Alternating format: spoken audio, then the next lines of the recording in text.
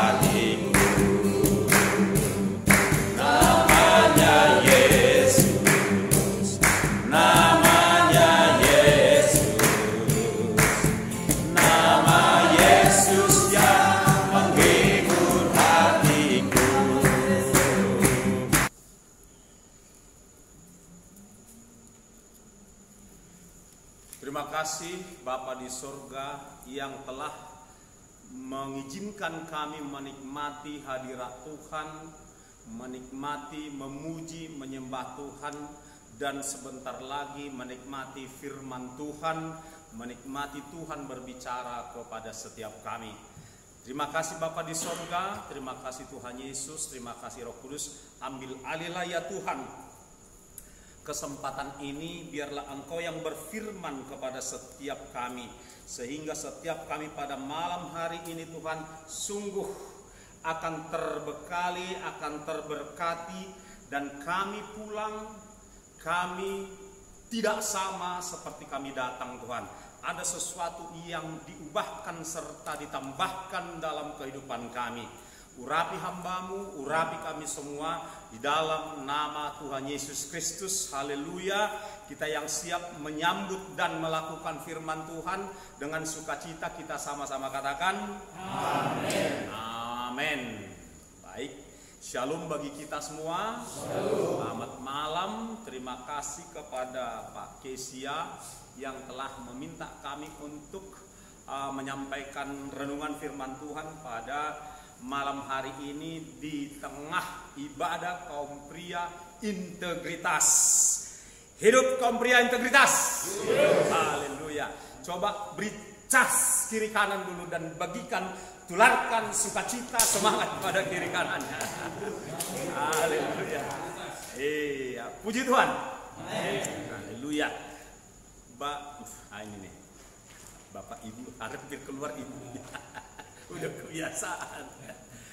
Ya, kaum pria yang diberkati Tuhan, dari sejak semula Allah menaruh harapannya pada saudara dan saya sebagai laki-laki. Yang mengerti katakan amin. Dia ciptakan laki-laki, lalu dia setelah laki-laki itu hadir di hadapannya, dia berbicara. Dia bersabda kepada laki-laki itu, menitipkan harapan-harapannya kepada laki-laki itu. Ada satu anekdot. Ada satu anekdot lah. Pertanyaan. Ya, pertanyaannya begini.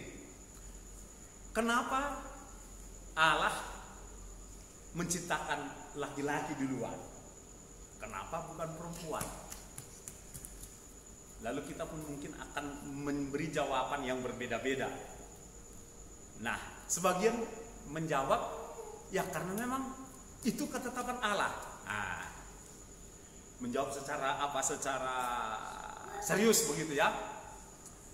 Lalu ada juga jawaban yang mengatakan begini, karena memang laki-laki itu akan membawa kehadiran keperkasaan Allah di muka bumi katanya, dan seterusnya dan seterusnya. Tapi ada juga jawaban yang mengatakan begini, nanti kalau seandainya perempuan yang diciptakan duluan, bukankah Allah juga berdaulat, bisa sesuka hatinya menciptakan siapa duluan?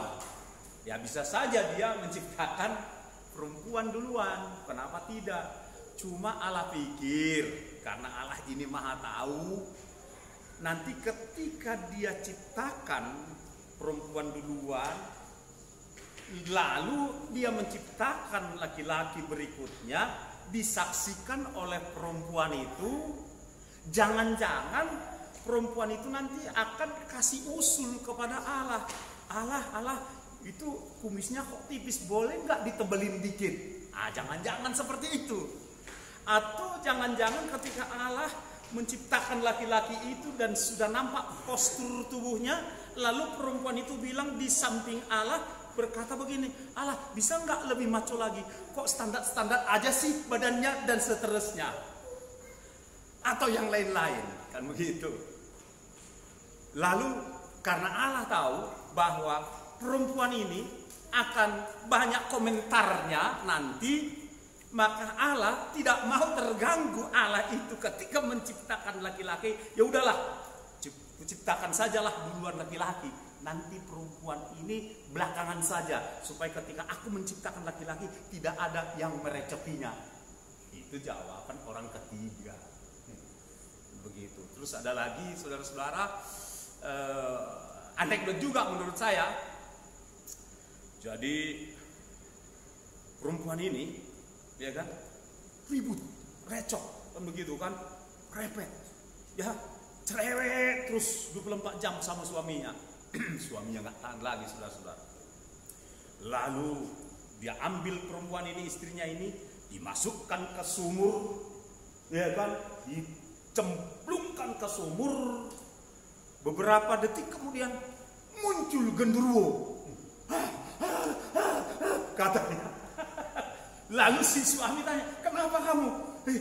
Aku sudah 100 tahun tinggal di sumur ini, belum pernah aku ketemu perempuan secerewet itu, nggak kuat aku, makanya aku keluar, katanya. Itu anekdot, itu nggak serius punya ya. Jangan ada yang tersinggung nanti ketika dengar apa ini khotbah ini. Itu sekedar anekdot saja Bapak Ibu Saudara. Tapi yang seriusnya adalah Allah menaruh pengharapannya bagi pria, saudara, dan saya untuk melanjutkan agenda Allah di muka bumi ini. Nah, oleh sebab itu perlu tema seperti malam hari ini. Tema kita andaikan bisa ditampilkan, tapi nggak apa-apa, saya bacakan saja. Temanya adalah jadilah pria yang kuat. Jadilah pria yang kuat. Itu pesan Tuhan buat kita malam hari ini. Kenapa? Karena Allah tahu untuk mengemban tugas yang Allah berikan kepada kita pria adalah berat. Kenapa? Karena paling tidak kaum pria yang integritas, ada 3 tugas pria yang harus dia tanggung jawabin, yaitu pria sebagai suami.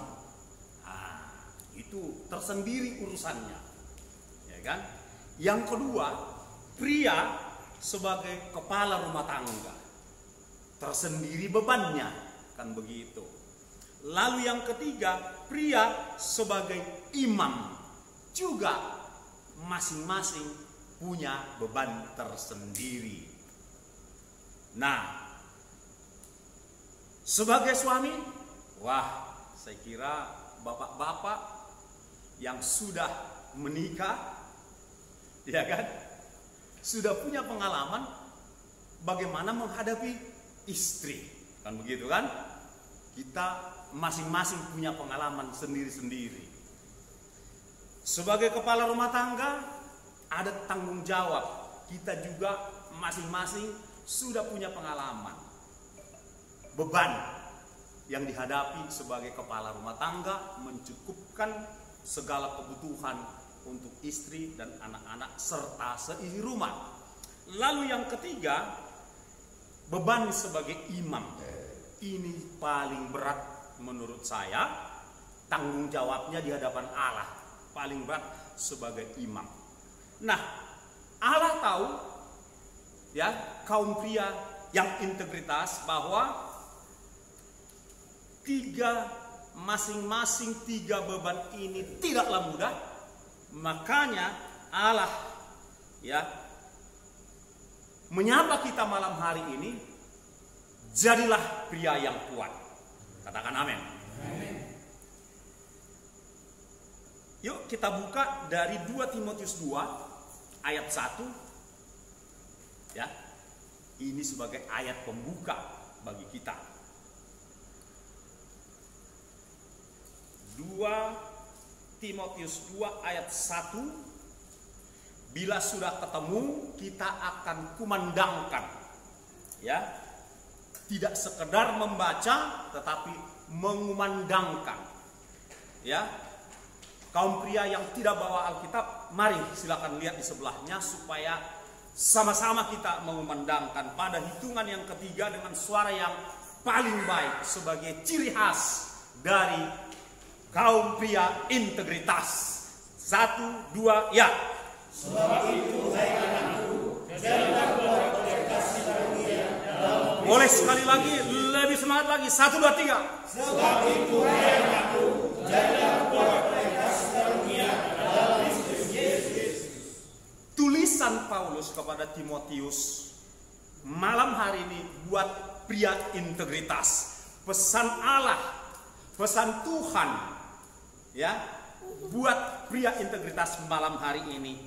Sebab itu, pria integritas, jadilah kuat oleh kasih karunia dalam Kristus Yesus. Haleluya. Jadilah kuat. Kasih tahu kiri kanan, jadilah kuat. Lihat wajahnya, transferkan semangat di wajahnya. Jadilah kuat, katakan. Amin. Jangan tanya dalam hatimu, buat dalam hal apa, Pak? Terus kau tanya ke arah itu. Itu pun perlu juga. Enggak, itu juga komplit, harus komplit itu. Kuat iman, ya kan? Kuat rohani, kuat mental, kuat dalam pikiran sehat, kuat juga jasmani. Bahkan sebisanya kuat dompet. Katakan amin. Haleluya. Nah, kita mau lihat satu demi satu. Untuk menjadi pria sebagai suami, mohon maaf buat saudaraku yang masih antri untuk menikah, artinya belum menikah, ya. Ini pun menjadi berkat buat saudara sekalian yang belum menikah. Amin. Oke. Jadi supaya kuat menjadi pria sebagai suami, kan gitu ya. Kenapa? Karena lewat firman berikut ini, lewat pesan khusus Allah kepada suami, pria sebagai suami, juga tidak mudah sebetulnya. Mari kita lihat Bapak Ibu ya. Dari Efesus 5 ayat 25 ya. Efesus 5 ayat 25 ya. Ini pesan Tuhan, ini tanggung jawab sekaligus buat kaum pria. Dikatakan begini, hai suami, kasihilah istrimu sebagaimana Kristus telah mengasihi jemaat dan telah menyerahkan dirinya baginya. Mulai masuk tanggung jawab sebagai suami. Enggak mudah. Bisa, tapi mudahkah? Entengkah? Enggak.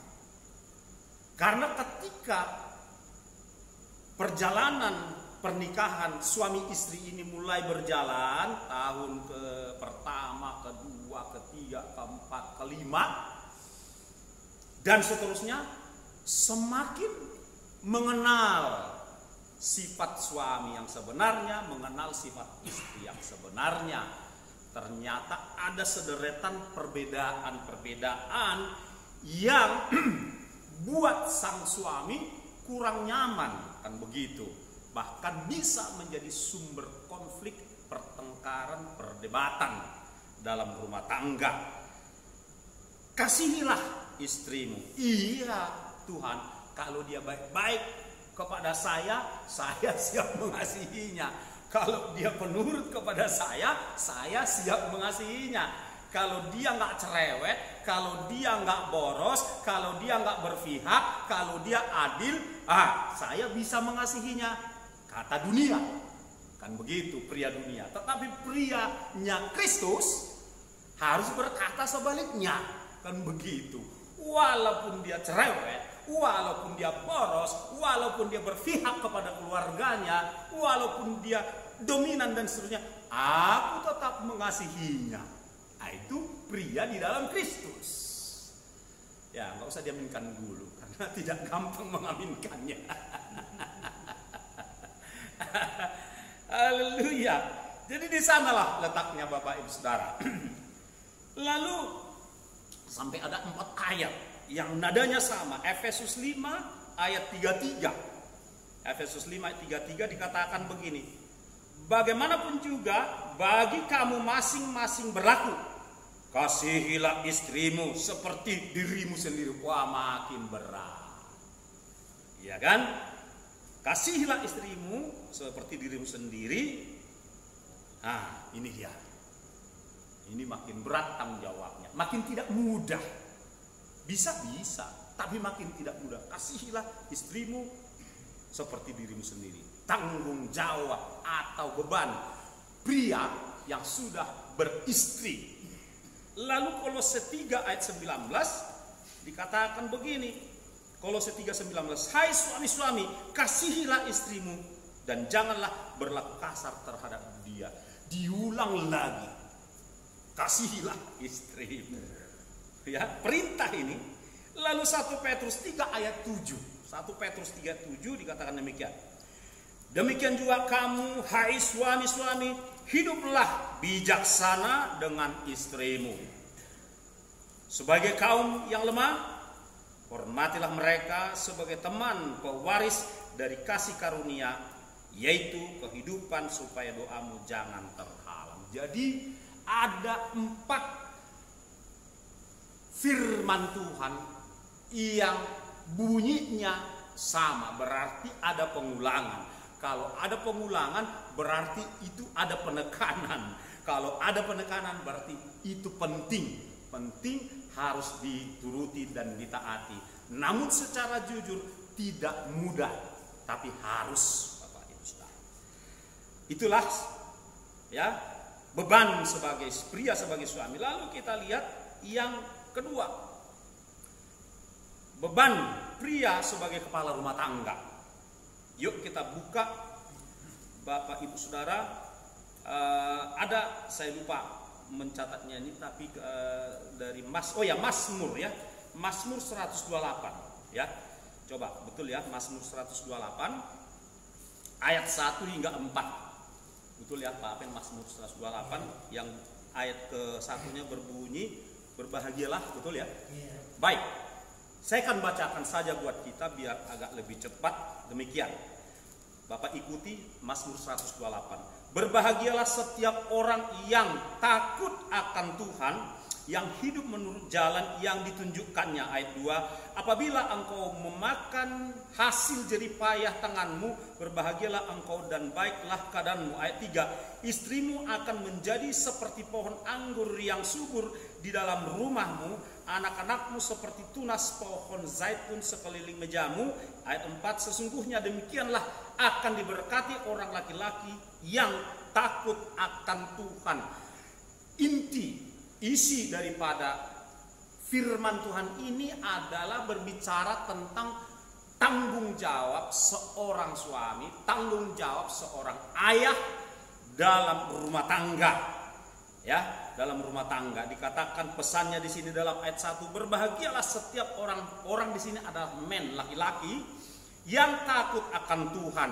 Jadi sebagai suami, sebagai ayah, Tuhan mengingatkan kita supaya kita takut akan Tuhan, hidup menurut jalan yang ditunjukkannya, saudara-saudara.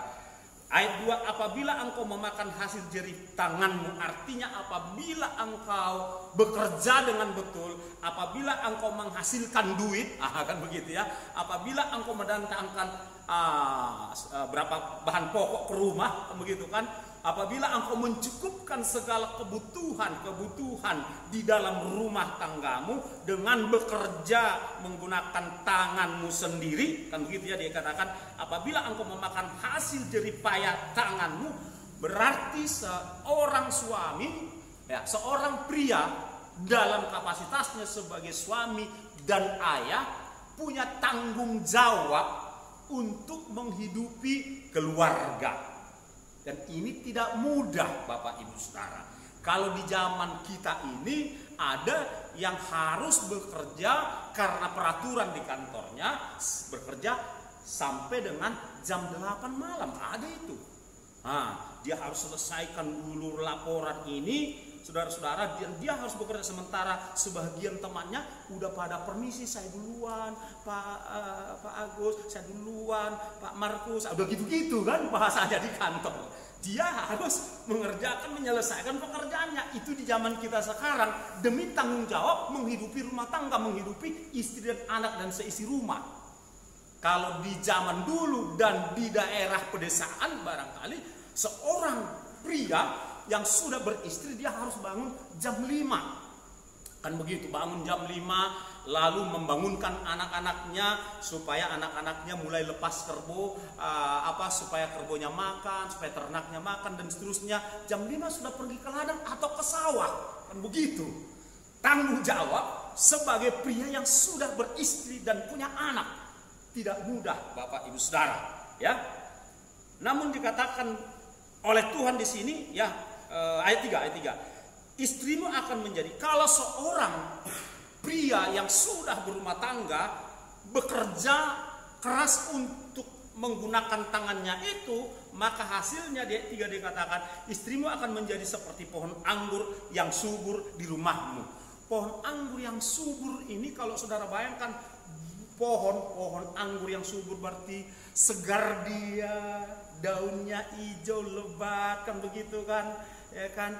Jadi kalau buat seorang istri barangkali pagi-pagi dia sudah sisir rambut, sudah cuci muka, dan dia sudah pakai ganti dasternya, dia segar, dia masak, kan begitu, dia membereskan segala sesuatu, dia menghidangkan makanan di meja makan, anak-anaknya kalau sudah punya anak duduk gitu rapi, tertib, rukun di sekeliling meja makan, lalu si istri menyendoki makanan dan suami duduk. Mereka hidup berkecukupan, sukacita, akur. Itu maksudnya Bapak Ibu Saudara. Suasananya manis. Kalau seorang suami, seorang pria yang sudah beristri dan berumah tangga itu bekerja, kan begitu. Dan ini juga tidak mudah, kan begitu. Ini bukan gampang, saudara-saudara. Tuhan tahu akan hal itu. Namun di ayat 4 Tuhan menguatkan kita lagi di sini. Saya bacakan buat kita. Sesungguhnya, boleh kita baca sama-sama 4, 1, 2, 3. Sesungguhnya demikianlah akan diberkati orang laki-laki yang takut akan Tuhan. Takut akan Tuhan dan menaikkan tanggung jawab sebagai suami. Katakan amin. Sesungguhnya, jadi kalau Tuhan udah ngomong sesungguhnya, itu ada penekanan juga itu, saudara-saudara. Enggak sekedar sesungguhnya, demikianlah, seperti itulah akan diberkati orang laki-laki yang takut akan Tuhan. Sesungguhnya demikianlah akan diberkati kaum pria integritas yang takut akan Tuhan. Aminnya baru 5 orang. Aminnya sudah semua tapi masih pelan. Tepuk tangan untuk Tuhan. Kenapa perlu tepuk tangan untuk Tuhan? Karena tangan yang bertepuk itulah yang akan diberkati Tuhan. Mulai malam hari ini, esok dan seterusnya. Aminnya belum semua. Haleluya. Jadi jangan takut. Karena Tuhan bertanggung jawab atas setiap perkataannya akan terjadi dalam hidup laki-laki yang takut akan Tuhan. Haleluya. Amin. Yang ketiga kita lihat ya, kaum pria yang integritas. Pria sebagai imam ya. Pria sebagai imam. Yuk kita buka dari Ulangan 6 ayat 5 hingga 9 ya. Pria sebagai imam. Ya, saya bacakan buat kita. Mulai dari 5. Kasihilah Tuhan Allahmu dengan segenap hatimu dan dengan segenap jiwamu dan dengan segenap kekuatanmu. Apa yang kuperintahkan kepadamu pada hari ini haruslah engkau perhatikan. Haruslah engkau mengajarkannya berulang-ulang kepada anak-anakmu dan membicarakannya apabila engkau duduk di rumahmu, apabila engkau sedang dalam perjalanan, apabila engkau berbaring, dan apabila engkau bangun. Ayat 8 baca sama-sama sampai ayat 9, 1, 2, 3. Haruslah juga engkau mengingatkan kepada anak-anakmu dan harus itu menjadi lama dari dan harus engkau mengajarkan kepada yang tidak tua dan pada hati di dalam. Amin. Jadi kaum pria integritas. Bagian firman Tuhan ini tidak hanya berlaku buat bangsa Israel. Ya, ini pertama kali diterapkan kepada bangsa Israel, yang membuat anak-anak bangsa Israel sejak zaman dahulu, sejak zamannya Musa itu belajar takut akan Tuhan. Kan begitu saudara ya. Belajar takut akan Tuhan. Apalagi sejak mereka sudah tinggal di tanah perjanjian. Lalu sejarah bangsa Israel berjalan terus sampai contoh kepada zamannya Sadrak, Mesak, Abednego, Daniel ya. Ini terbukti bahwa penerapan daripada pesan Tuhan ini terbukti berlaku, terbukti di dalam kehidupan dari anak-anak bangsa Israel ketika mereka ada di pembuangan. Contohnya mereka dalam keadaan lapar, mereka dalam keadaan terbatas, dan dalam keadaan terbatas dan lapar, kekurangan lah katakan ya, dalam kekurangan seperti itu, mereka diperhadapkan dengan makanan lezat. Tetapi mereka bisa menolaknya. Mereka diperhadapkan dengan apalagi perapian ya, yang 7 kali lebih panas, berarti 100 derajat Celcius kali 7 berarti 700 derajat Celcius. Mereka dibuang ke perapian, tetapi mereka dilindungi oleh Tuhan akibat ketaatan mereka terhadap firman Tuhan. Daniel dimasukkan ke gua singa. Gua singanya malah ngilu giginya, nggak berani, padahal dia lagi lapar dan seterusnya. Nah begitu saudara. Dan puncaknya ketika Daniel itu menjadi perdana menteri, Menko lah katakan. Nah ini Menkonya bagus ini, ya kan? Menkonya sungguh-sungguh mempermuliakan Tuhan ini. Ketika dia Menko mengatasi sekian puluh menteri untuk 2 atau 3 generasi raja waktu itu, justru di situ terjadi klimaksnya apa? Yaitu raja ya, kalau nggak salah Nebukadnezar memerintahkan supaya semua orang yang ada di bawah kekuasaannya, Alkitab mengatakan seluruh dunia, tapi saya yakin itu dunianya di sana nggak sampai waktu itu pancur batu ke Samosir, belum sampai, belum, paling tidak dunia yang dikuasai oleh si Nebukadnezar akhirnya ngaku Tuhan loh. Ngaku Tuhannya bangsa Israel, entah itu disebutnya YHVH atau Elohim, saya kira lebih mungkin Elohim mereka panggil, atau Adonai dan seterusnya. Kan begitu saudara-saudara, itu nyembah ya. Jadi sejak zaman itu udah ada orang percaya kepada Sang Tuhan pencipta alam semesta, Tuhan Allah yang disembah oleh bangsa Israel. Itu klimaksnya dari ketaatan akan firman Tuhan. Kenapa bisa begitu? Oke, ke sekarang pun kita tarik ke zaman sekarang,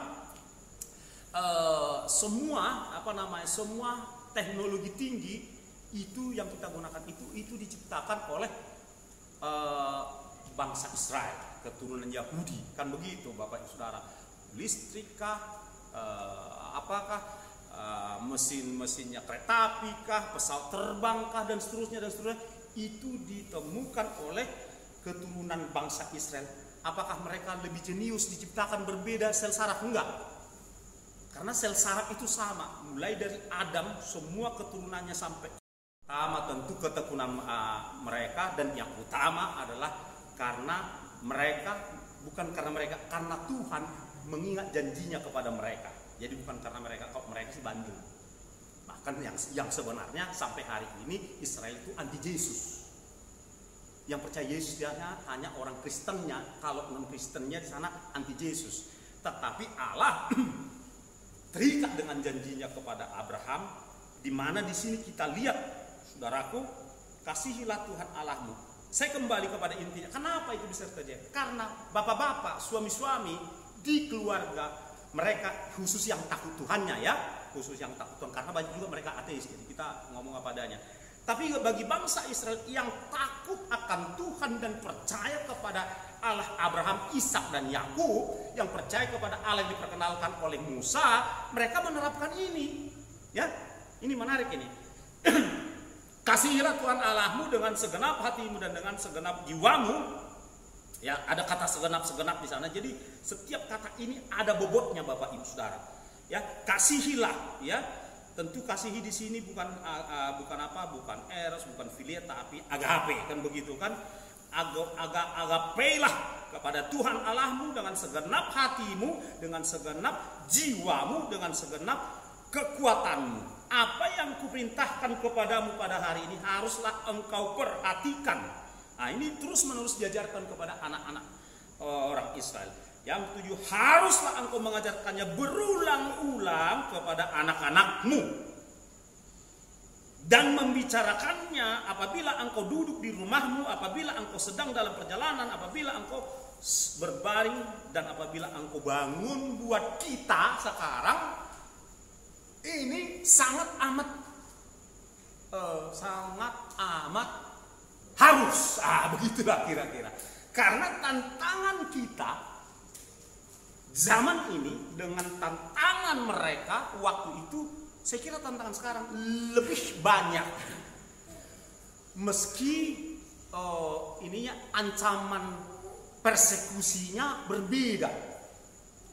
Zaman sekarang kalau pria yang sudah berumah tangga menjadi imam nggak melakukan tanggung jawabnya ini baik kepada anak maupun kepada istrinya untuk terus menerus memperkatakan firman, maka mereka akan diseret oleh handphone, diseret oleh gadget, diseret oleh medsos. Gadget nggak salah, dia netral, kan begitu. Handphone juga nggak salah karena dia barang mati, kan begitu. Meski bisa juga roh menyusup di dalam benda mati, tetapi kaum pria integritas. Kalau kitanya aja malas baca firman, jangan harap anak-anak Anda, istri Anda akan taat. Kita ingatkan supaya baca firman. Jadi harus dimulai dari kepala. Udah ada amin. Iya. Kalau anak-anak dan istri nggak lihat imam, tapi kan laki perempuan kan semua imamat yang rajani. Yes, itu statusnya. Tapi tanggung jawabnya itu harus sang imam laki-laki ini yang duluan menjadi contoh. Nggak akan ada puasanya ketika kita mengingat, baca Alkitab, tapi kita nggak baca. Nggak akan ada puasanya. Dalam hatinya, Bapak aja nggak melakukan. Ya kan? Dalam hatinya ada pembangkangan diam-diam. Ini serius. Karena apa? Hari-hari ini luar biasa pengaruh gadget ini. Luar biasa pengaruhnya.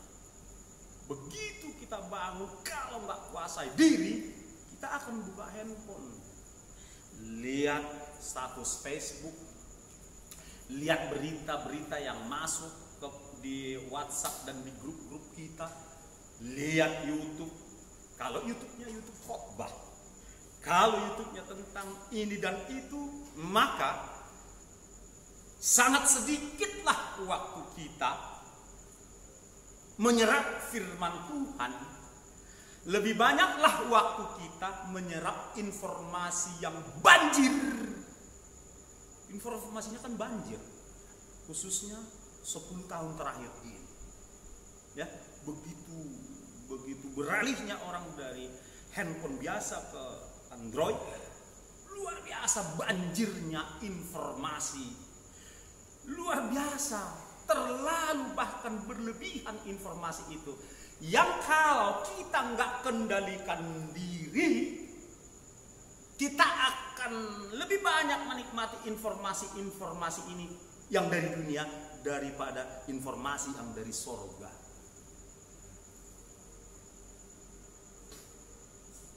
Serius banget saudara, ini zamannya serius. Jadi bagaimana kiatnya? Bagaimana tekniknya? Tipsnya? Nggak ada cara lain. Begitu kaki kita nginjak lantai, turun kita dari tempat tidur kita, harus doa. Itu yang saya terus coba usahakan dalam kehidupan pribadi saya. Bapak kaum pria integritas, nanti sebelum doa bareng nih, saya doa duluan saya. Karena saya mau komit, suaraku ini, nafasku ini duluan ku persembahkan kepada Allah sang pemilik nafas dan suaraku. Itu komitmen pribadi. Harus kepadanya karena dia yang punya nafasku, dia yang punya suaraku, lalu dia juga yang punya waktuku. Yang punya waktu 24 jam itu ya Tuhan. Jangan kita katakan, udahlah cepatlah waktunya. Emang mau kemana? Mau kejar duit? Boleh. Tapi utamakan dulu dia. Kan cari dahulu kerajaan Allah dan kebenarannya. Ya cari wajah Tuhan dulu loh. Amin. Cari wajah Tuhan dulu. Inilah luar biasa ya, luar biasa bangsa Israel, walaupun mereka bebal, keras kepala, tapi sampai hari ini ya Tuhan terus mengingat janjinya kepada mereka dan memberkati mereka dengan luar biasa sampai per hari ini. Israel sebagai bangsa yang mengenal firman ini, yang mengajarkan kepada keturunannya, mereka diberkati dengan luar biasa. Mau bicara tumbuh-tumbuhan, buah-buahan, sayur-sayuran, pertanian, peternakan, teknologi, senjata, alat perang, mereka yang paling unggul. Gitu saudara-saudara. Ya. Jadi terbukti bahwa nanti mereka akan diadili Tuhan. Memang mereka akan diadili. Kita gereja mempelainya berarti orang Kristen yang setia, taat, takut akan Tuhan, terangkat menjadi mempelai. Mereka tertinggal, mereka masuk masa tribulasi 3,5 tahun. Tapi 3,5 tahun kedua mereka diamankan Tuhan. Hebat banget itu Tuhan. Mereka diamankan. Terangkat enggak? Yang terangkat kita yang setia, ya. Setia kepada Tuhan Yesus, menjaga kekudusan, setia menjadi pengikut, bukan ngikut tutup mata enggak. Pengikut artinya mengikuti jalan dan kehidupan Tuhan. Firman Tuhan berkata, barang siapa yang mengaku dirinya ada di dalam Kristus, dia wajib hidup sama seperti Kristus telah hidup. Nah, itu artinya pikul salib, itu artinya Kristen sejati. Amin. Nah, gitu ya kaum pria yang dikasihi oleh Tuhan. Saya tidak akan memperpanjang renungan kita pada malam hari ini. Yang ingin saya ulangi adalah bahwa ya ada dua hal. Tanggung jawab kita sebagai pria, ya, pria sebagai suami, pria sebagai kepala rumah tangga, pria sebagai imam, ada, nggak boleh kita abaikan. Yang setuju katakan amin. Ya, kitanya harus duluan takut akan Tuhan, baru diikuti oleh anak dan istri dan anak kita. Ikan itu kalau bagus bisa kita lihat mulai dari kepala. Tapi kalau busuk itu dimulai dari kepala. Ya, saudara lihat insangnya, kalau udah mulai pucat agak bau, itu sudah mulai merembes ke tubuhnya. Jadi kalau rumah tangga mau bagus, dimulai dari kepala rumah tangga. Amin, hanya satu orang. Harus dimulai. Takut akan Tuhan, contohnya dimulai dari kepala rumah tangga. Amin. Bukti takut akan Tuhan, pagi-pagi udah cari wajah Tuhan. Nah, itu dia, pagi-pagi udah cari wajah Tuhan. Mungkin dalam hati kaum pria Integritas berkata, tapi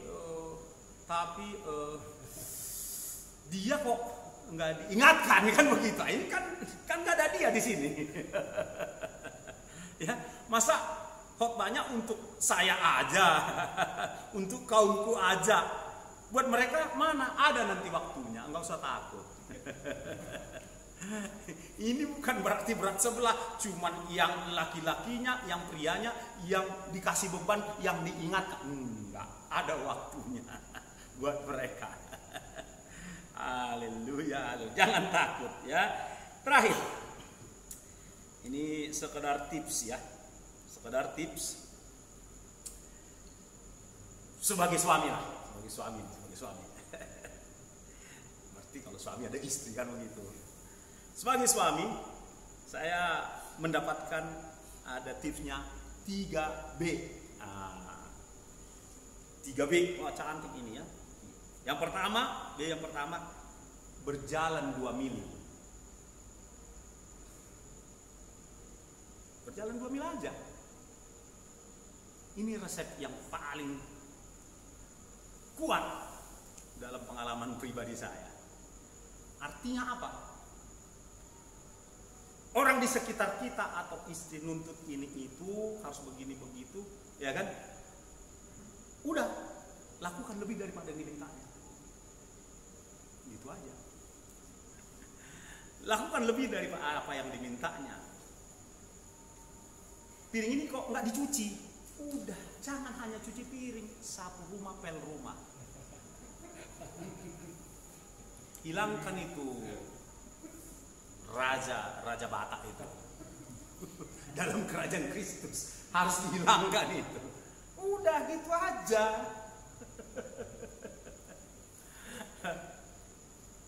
Kan harus perempuan yang nyetrika pakaian laki-laki. Setrika aja pakaiannya, kenapa rupanya? Pengajaran dari mana? Ya 2 mil. Ini dia teori Tuhan Yesus. Ajak dia jalan 2 mil. Kasih lebih daripada yang dimintanya.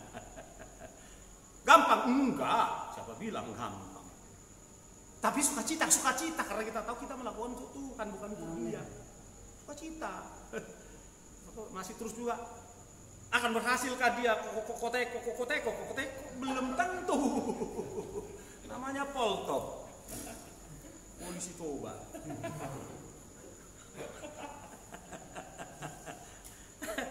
Enggak otomatis. Ini hanya untuk mengamankan diri Anda. Dia biarkan Tuhan yang ngurus. Bukan saya katakan lakukan 3B, maka akan berhasil. Dia akan metanoia 100%, dia akan metamorfosis 100%. Belum tentu. Ini nggak akan berhasil mengubah dia. Ini hanya berhasil mengubah saudara dan saya. Wah, aminnya.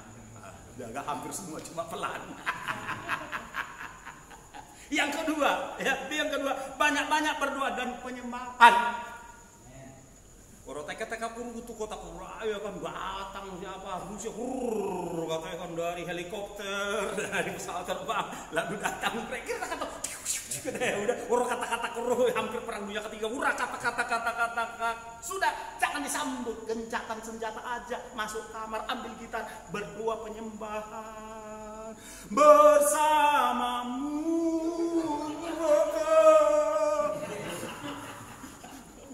Lewati semua gitu aja. Kalau masih juga Anda diganggu berdoa dan penyembahan, berarti sudah bukan roh Kristus lagi ada pada dia, udah ada roh lain.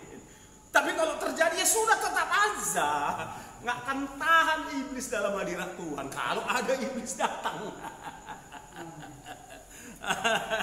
Karena kalau Anda coba-coba balas, nggak lebih jago Anda ngomong 1 dia 21. Jadi gini aja, ambil gitar, nyembah, iya sudah 1 jam, 1,5 jam, 2 jam sudah langsung sembuh enggak? Tapi paling tidak reda dulu atmosfer. Anda tidak sendiri, cuma aku yang begitu, enggak. Anda enggak sendiri di dunia ini. Yang ketiga, ya cobalah berdiskusi, bertukar pikiran. Karena yang Anda hadapi bukan laki-laki,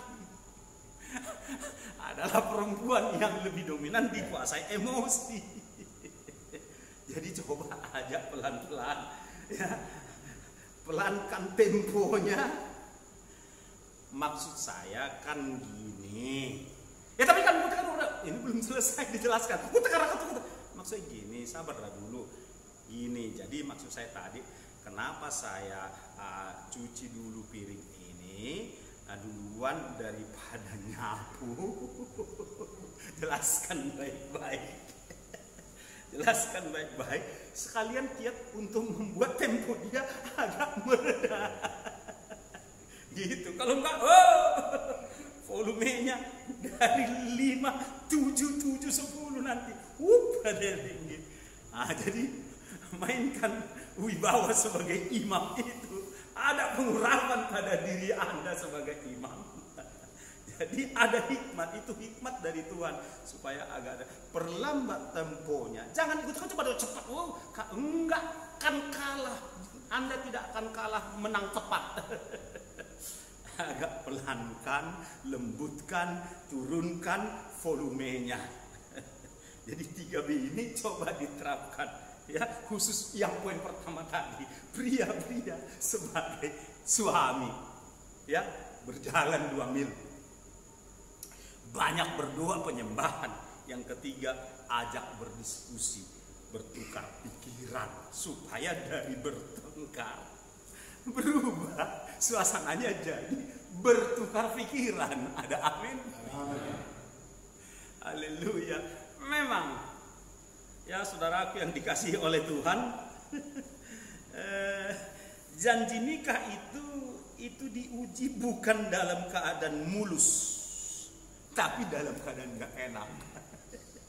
Dalam keadaan Anda capek cari duit, dalam keadaan Anda capek membimbing rumah tangga bertumbuh dalam Tuhan, dalam keadaan seperti itu diuji. Memang di sanalah teruji, ya, mengasihi itu, saudara-saudara.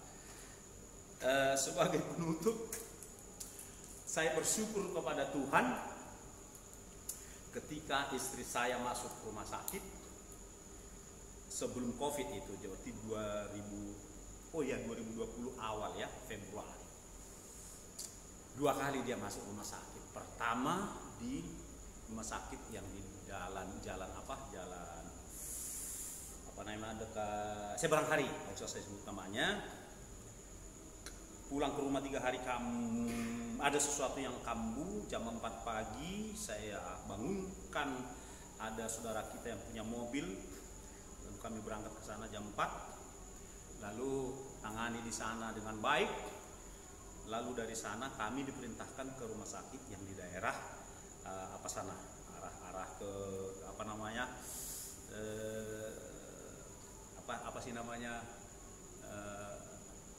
Sunggal, ya, Sunggal arah ke sana. Oke, ditangani di sana dengan baik. Ya puji Tuhan, ya, rumah sakit pertama pun penanganannya baik, di rumah sakit kedua pun penanganannya baik. Tapi yang ingin saya ceritakan, ketika kondisinya makin berat di rumah sakit yang kedua itu, nggak bisa lagi ngurus urusannya sendiri ke kamar mandi, nggak bisa lagi. Saya apa kan begitu. Dan kalau enggak, karena dia berat ke sana waktu itu harus menggunakan untuk menyedot cairan dari tubuhnya, ya terpaksa pakai yang stainless itu, taruh di atas tempat tidur kan begitu. Ya udah, saya pakai masker, saya buang, saya siram supaya bersih kembali. Dan untuk membersihkannya, ya saya bersihkan sendiri karena dia nggak punya daya. Ambil tisu, saya bersihkan.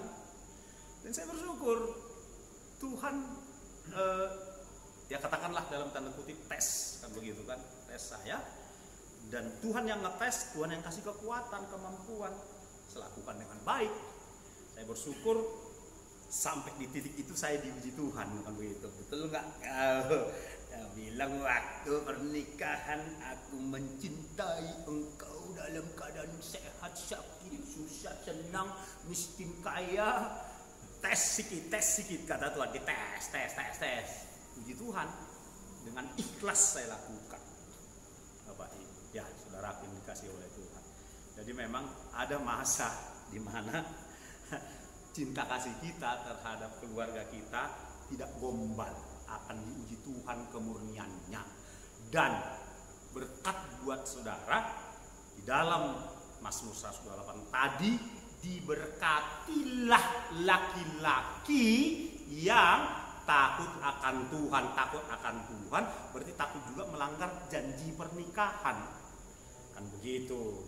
Kiranya kalau ada ibu-ibu yang mendengar khotbah ini di YouTube ini nanti, mereka jangan besar kepala, Tapi buat mereka juga berlaku sebaliknya. Yang setuju katakan amin. Tuhan Yesus memberkati kita, memberkati rumah tangga kita, memberkati segala kebutuhan kita. Kita berdoa. Bapa yang baik dalam surga, dalam segala keterbatasan kami sudah berjuang menyampaikan firman-Mu kepada kami, kaum pria di tempat ini, karena dari sejak semula sampai per hari ini Tuhan menaruh harapan besar kepada kaum pria, khususnya kami di tempat ini, agar kami membawa agenda Tuhan serta menyelesaikan agenda Tuhan dengan baik di muka bumi ini Tuhan. Ini kami Tuhan dengan segala kelemahan-kelemahan kami, juga dengan segala kelebihan-kelebihan kami kaum pria di GSJA Agape Lauci ini, kiranya Tuhan memberkati kami, Tuhan memperlengkapi kami, serta Tuhan memakai kami Tuhan pengusung agenda Tuhan dalam keluarga, dalam gereja, di tengah masyarakat, di tengah dunia ini. Urapi kami, tolong kami Bapa, dalam nama Tuhan Yesus. Haleluya. Kita yang siap menjadi pria-pria pengusung agenda Allah, dengan sukacita kita sama-sama katakan amin. Tuhan Yesus memberkati. Mimbar kami serahkan kepada hamba